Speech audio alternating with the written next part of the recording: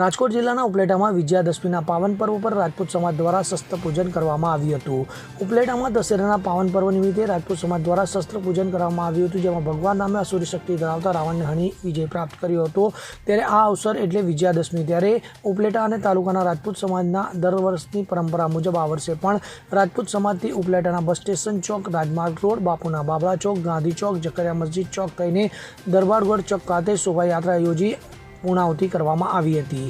તો સમી વૃક્ષ જઈ વિધિવત શસ્ત્ર પૂજન કરાયા હતા, જે બાદ ઉપલેટા રાજપૂત સમાજ ખાતે સમૂહ શસ્ત્ર પૂજન કરવામાં આવ્યું હતું। ત્યારે રાજપૂત સમાજ આગેવાન દ્વારા જણાવ્યા પ્રમાણે વર્ષોથી રાજપૂત સમાજ અને આગેવાનો સાથે મળી બાઇક રેલીનું આયોજન કરવામાં આવ્યું હતું, જેમાં ઉપલેટાના દરેક સમાજના આગેવાનો અને સંસ્થાઓ દ્વારા જાહેર માર્ગો પર ફુલાર કરી સ્વાગત કરવામાં આવે છે। જય માતાજી।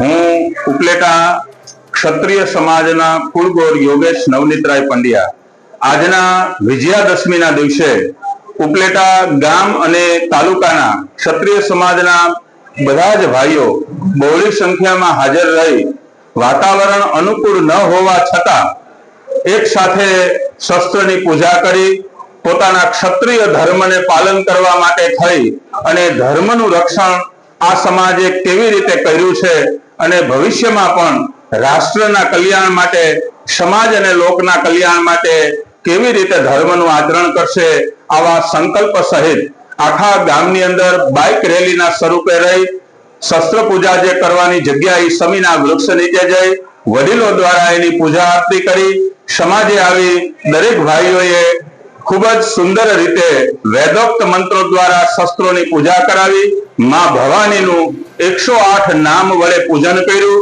અને મહાઆરતી કરી બધા જ લોકો અલ્પાહાર લઈ અને પછી ખૂબ રાજી ખુશીથી છૂટા પડેલા છે।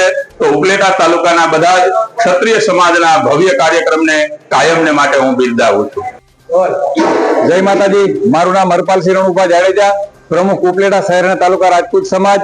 આજરોજ ઉપલેટા શહેર અને તાલુકા રાજપૂત સમાજ દ્વારા સમી પૂજન તેમજ શસ્ત્ર પૂજનનું આયોજન કરવામાં આવ્યું હતું। આ આયોજનમાં ઉપલેટા શહેર તેમજ ઉપલેટા તાલુકાના અલગ અલગ ગામોમાંથી મુરબ્બી વડીલશ્રીઓ, યુવાન મિત્રો, ભાઈઓએ બહોળી સંખ્યામાં હાજરી આપી હતી।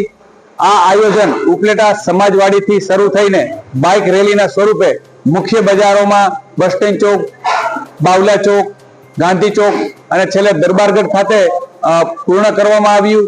ત્યાં કોટેશ્વર મંદિર ખાતે સમી વૃક્ષનું પૂજન કરી અને ફરી પાછા રાજપૂત સમાજ મુકામે શસ્ત્રોનું પૂજન કરવામાં આવ્યું। આ પૂજન ગોર બાપા ને સાથે રહીને શાસ્ત્રોક્ત વિધિ મુજબ પૂજન કર્યું અને આ આયોજનમાં બહોળી સંખ્યામાં લોકો હાજર રહ્યા હતા।